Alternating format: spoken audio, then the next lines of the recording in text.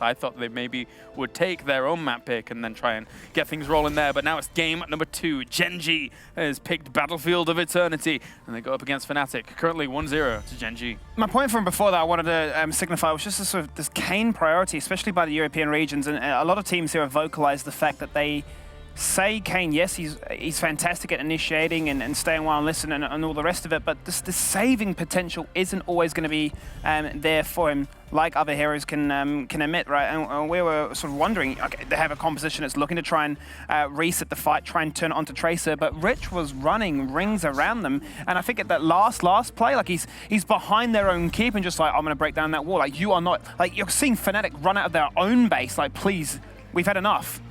I think stay a while and listen is a major reason why we're seeing a lot of the European teams run it. They like the idea of baiting in a fight and then the opposing team trying to come in and save that target and then getting a massive stay a while and listen, right? But I feel like throughout the last 24 hours, we started to see teams identify that and no one's getting caught out. Even with the Curson playing Kane in the last game, it didn't happen as much as you would have thought. Well, it feels like it feels like a less commitment wombo combo, right? Where before you'd have to have like a Void Prison into like an Apocalypse, but it kind of does the same functions for the most part. We're talking a lot about Deckard Kane, but I want to talk about this Shimada brother, man. Hanzo is the highest priority DPS in Korea on this map. Nerf or no, rework prior, etc. Hanzo has been super high priority. You either first pick him or you get him in second rotation, and teams that allow that to go through first pick almost never, ever gets left to second pick.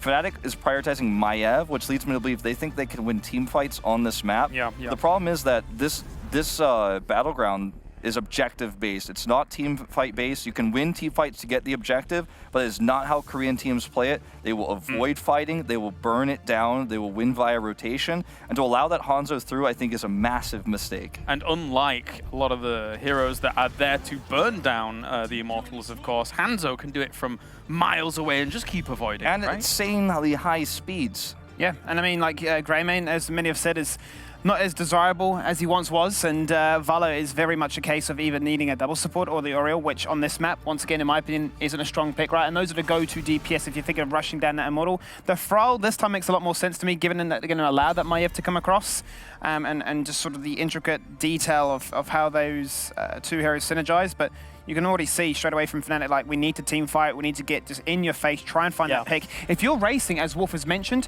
let's try and remove some of those components, especially the Hanzo with their scattered arrows. What is this Karazim ban about? It's very common for Fnatic on this battleground to move into the Karazim. They've had Cassia Karazims in the past, so they're willing to burn down the Immortal.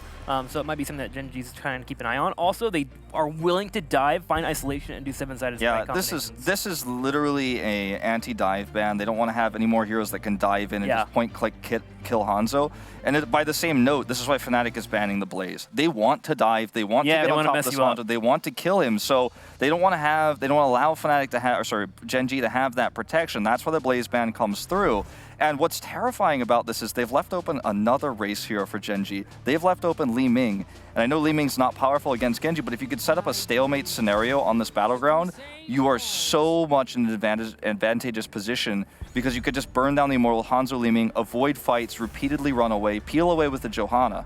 There's a point in time, right, where you'd think, okay, Blaze is taken away, so Tyrael springs to mind. But when you have a Garrosh, when do you realistically ever get the chance to land that Sanctification to try and reset that fight, try to protect the person that Fnatic are so desperately looking to try and dive on towards? Blaze is a much safer bet. He has a lot more CC to offer, which is what, for the most part, Tyrael does lack. So I feel like they go into this different direction here where they have the Johanna to try and control what you're up to. And the biggest thing that I really enjoy about the Johanna-Maiev matchup is the shield glare, preventing that Tether blind from actually landing. Yep, being able to break it too with the Iron Skin. A great pickup there for Gen.G to try to help out with that dive that we are definitely going to see. I'm actually kind of curious what we're going to have in the top lane. I'm kind of wanting a little bit of a spiciness from Fnatic. I want a Zeratul, actually. Something that can help out with this dive, open up fights with that VP, and give Fnatic the opportunity to close that distance that Hanzo is trying to have a lead on. You know, it's a similar vein to the Tracer pick we've seen to try to counter Hanzo a lot in Korea. Ooh, I'm not a huge fan of the Zeratul pick here because you've got two tanky frontliners to help like peel back and deal with the Zeratul. True. The Stukov I like, and the Phoenix I like because Stukov you can combo. You can actually look for some good longer team fights with Maiev. You can get the silences in, prevent the escapes, and Phoenix is going to help you poke and also race if you can get those kills. You still need that damage. But the game plan is very apparent right now for Fnatic if it wasn't already before, right? It is a dive comp, it is a kill comp, and you've got those innate synergies between either Maiev or Garrosh to look to try and start the fight, and within that silence window, can we look to realistically try and kill somebody down? Phoenix, a safe hero that can poke from afar, like Tempest already demonstrated in the series before, but I feel like it comes down to that window of opportunity. It's going to present itself. Can you pass it up or can you execute within it? Otherwise, I feel like the racing potential that Gen.G have is just far superior. The Leeming to round it out seemed pretty much obvious. We've called it. Yeah, I mean, this is the comp. Like, this is exactly what Gen.G wanted. There's no doubt about it. This is every single hero they wanted given the draft. Yeah, I mean, even the Johanna Sonya rotation is just so perfect for them at the front to then eventually want to disengage from those. They could just disengage and poke. They're just going to throw orbs. They're going to throw missiles. They're going to throw scatter arrows. You've given Gen.G both of their comfort picks, which they're never allowed to have at the same time in Korea, because everyone in Korea knows you cannot give these heroes to this team or any team in that of that matter. And time for predictions. All this being said, I actually look at this and I think Gen.G is going to take the easy win, but I'm going to stick with blind faith. I'm going to believe in Bad Benny on Phoenix in the top lane. I hope a Planet Cracker comes out, and I'm going to hope that Fnatic can get a win here. That's the EU cast on them shining on through. That's the bias, kind of like when I have to cast a Mind Freak, boys. No, I have to still echo the statement that Wolf mentioned there. They get the picks, primarily Hanzo and Leeming. That's the biggest thing that Fnatic are lacking here. They are very all in for that team fight to try and disrupt the poke, the race potential. So Gen.G, I feel, should run away with this game. I've been a little bit skeptical about Korea throughout this tournament. I've been a little bit shaky in predictions, but I think this is the easiest prediction I've made for the entire tournament. This is easily exactly what Gen.G wanted on their best map. This is going to be a very one-sided game, Gen.G.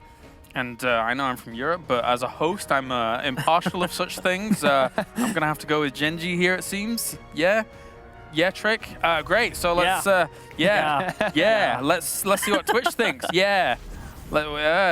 63%. The shift continues 64. down. 60. This keeps going.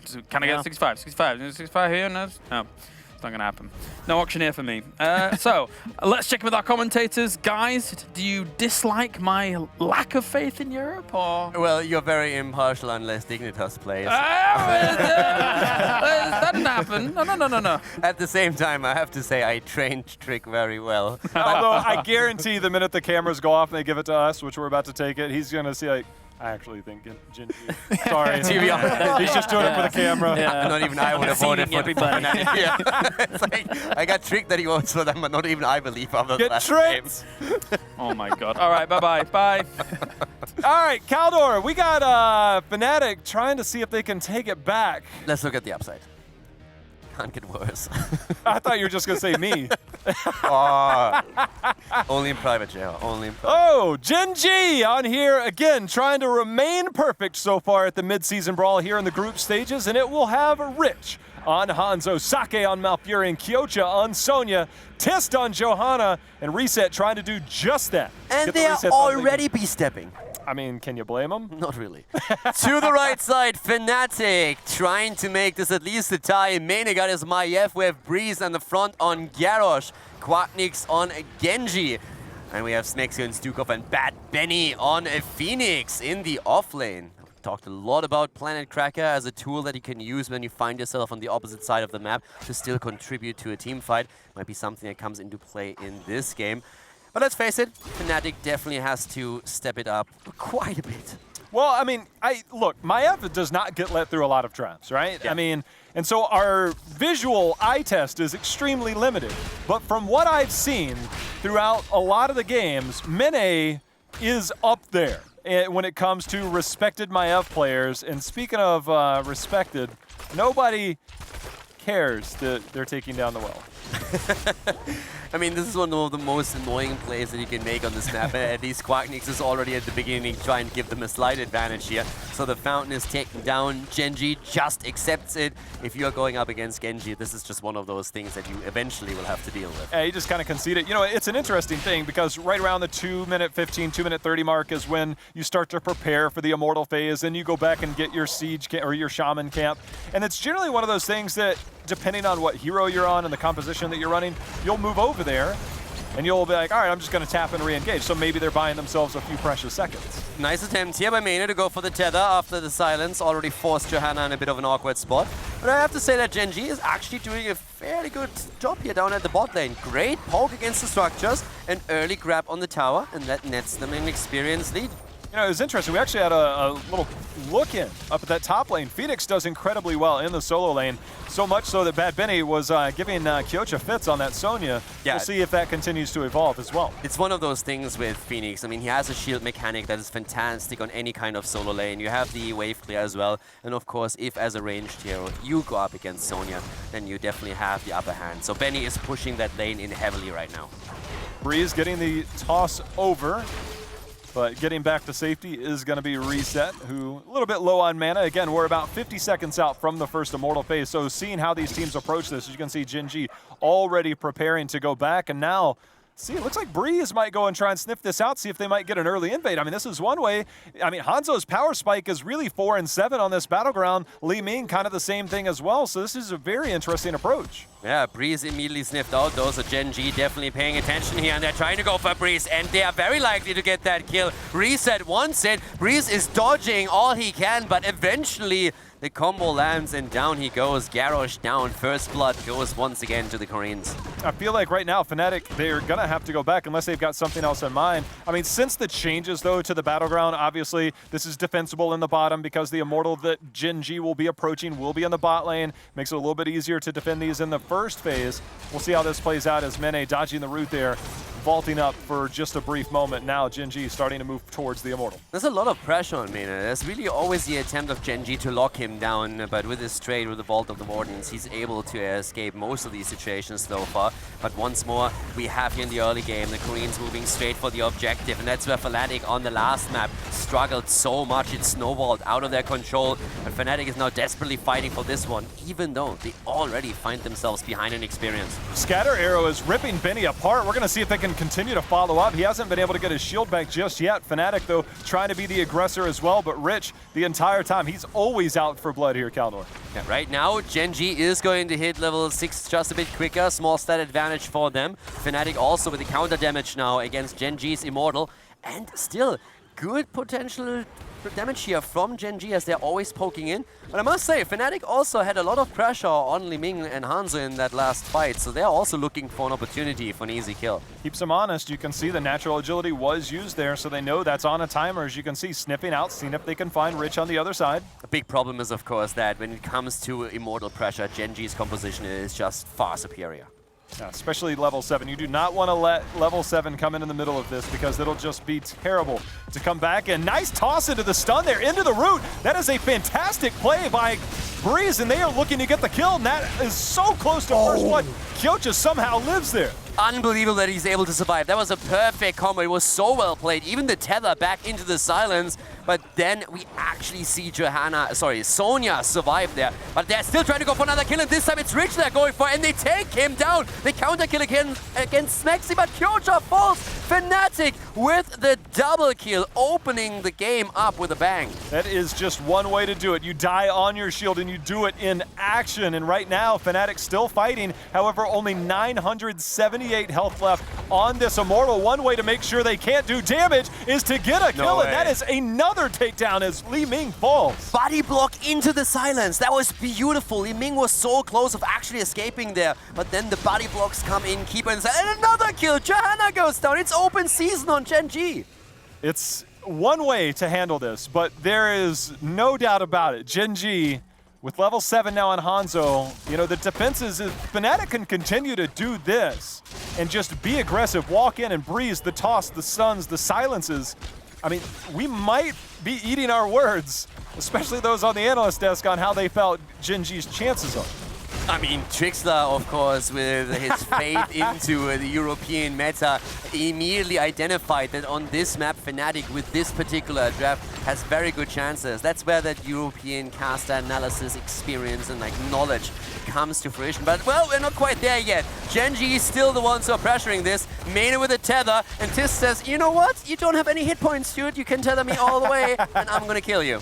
Well, it looks like they've got somebody else in their sights as Quacknick's eating all the damage in the world as the scatter arrow goes out, as does a little bit of a Li Ming damage somewhere in the mix there. And I take it back. Trick is just crazy.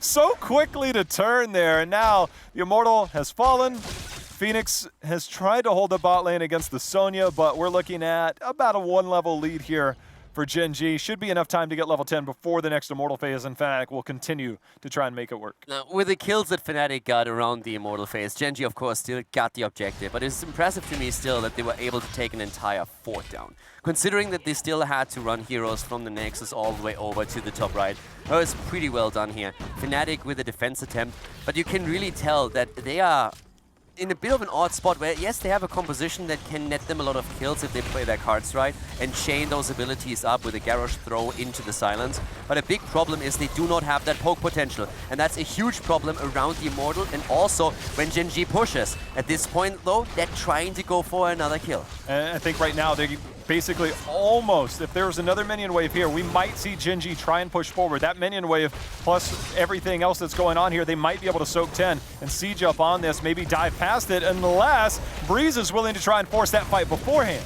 Yeah, Breeze is really looking for it, especially now that Quacknick's on Gen.G was starting to move down to the bot lane to join the battle. But here comes the level 10 and they go immediately for it. Down goes MyF. Main is dead. Breeze follows as Garrosh dies. And now we have Gen.G aggressively pushing into the fort and taking it down. The Korean team here just pushing the envelope, and as soon as the heroic ability was available, they just went in for it. Now that Hanzo's here and this is on neutral side, look for Rich and team to just rip this Immortal apart. Be interesting to see. Right now, Fnatic, they need to get level 10 to approach this next fight. There's no doubt about it. This could be one of those large moments when both of your forts are down. If you get a heavily shielded Immortal, we are looking at potentially keep. And the way that Gen.G likes to play Caldor, they might be aggressive enough to try and take game. Oh, yeah, definitely. We've seen that in the past quite a bit, and they are currently taking their camp. They already have won the halftime show. They can easily defend here and push it out. But Fnatic has hit 10.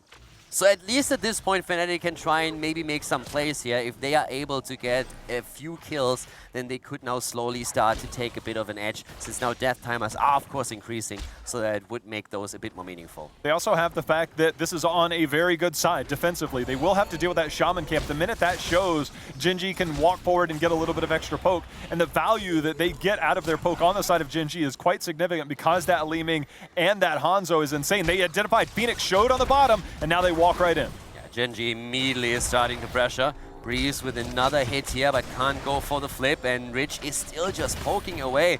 Here comes Mena again, going for the tether attempt, silence through, Cage is in, here comes the Planet Cracker, but Mena falls, the first one to die, but it's a counter kill against Li Ming. Breeze got the taunt and they get the kill, but now things starting to unfold here as another member fell. Garrosh not able to sustain on that front line, and Rich, that huge scatter arrow, gets the takedown onto Stukov, and now we are looking at a fully shielded Immortal. Might as well add on a Shaman camp to boot, and Gen.G might be going for the kill shot any moment.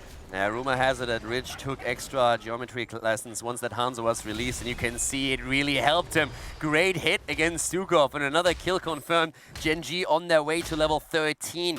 1.5 level lead over Fnatic. A full shield Immortal, and most likely a talent advantage as they push for keep and maybe even game. Shaman camp pushing in the top lane, the same one. It should be cleared up before this starts, but make no doubt about it, Gen.G with the aggression will be looking to end this game right here. Blessed Shield available, Dragon Arrow available in just a matter of seconds, and Gen.G looking to move up onto Fnatic's keep here in the top lane. Yeah, they're going to go look for a kill here, and if they get it, then they might go for game. They will definitely try and take the keep down. The wall has already fallen as they are just lining up here. The constant poke from Li Ming, from Hanzo is coming through as the second tower falls.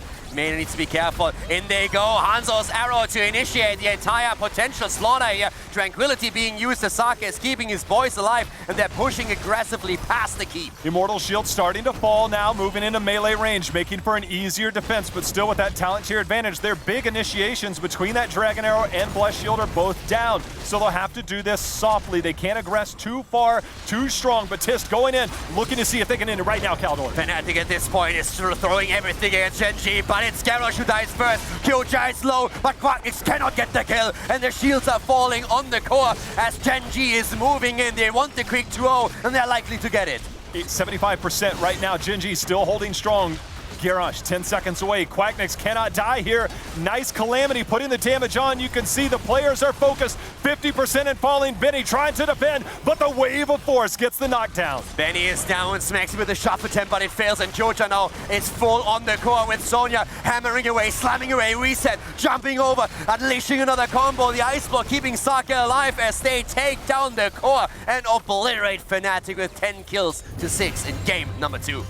Start for that for Fnatic was strong, but it was too early to get the value out of those kills. I think that Fnatic wanted. They started at, I believe, 4-0, 4-1 in that kill department, and you can see Gen.G turned up the heat, and they made a statement that game, Caldor. Yeah, they definitely did. We talked a lot about Fnatic so far, only facing it up against non-Korean teams, and that was the first real test, and Gen.G just showed them what they are made of. That was very impressive by them. Just the fact that they came out and did it in the fashion. It's like when you watch one of those teams where there's almost no doubt in your mind that they're going to win. That's what it felt like for that team. And speaking of doubt, you got to wonder if Trixler might be doubting his, but I know Kalaris didn't, so let's send it back to the one who got it right. I always get it right. How many stabs do they have to take? That's a real question. So much fire. Like, He's already dead. There was like 3 stabs in that statement. Jeez. I mean, to be fair, you have been the pinata of our little gang for a little That's why while I'm now. invited along. Yeah. Hey, hitting a little pop, colourful candy, everything's great. I love Rainbows. it. Okay, so yes, we have Gen.G 2-0, and everything went their way. The map went their way, the draft went their way, their execution went their way. Rich was having a field day. Yeah, I mean, they got the poke comp they wanted, and I have to be fair though. Fnatic had some excellent dive. They took a lot of fights.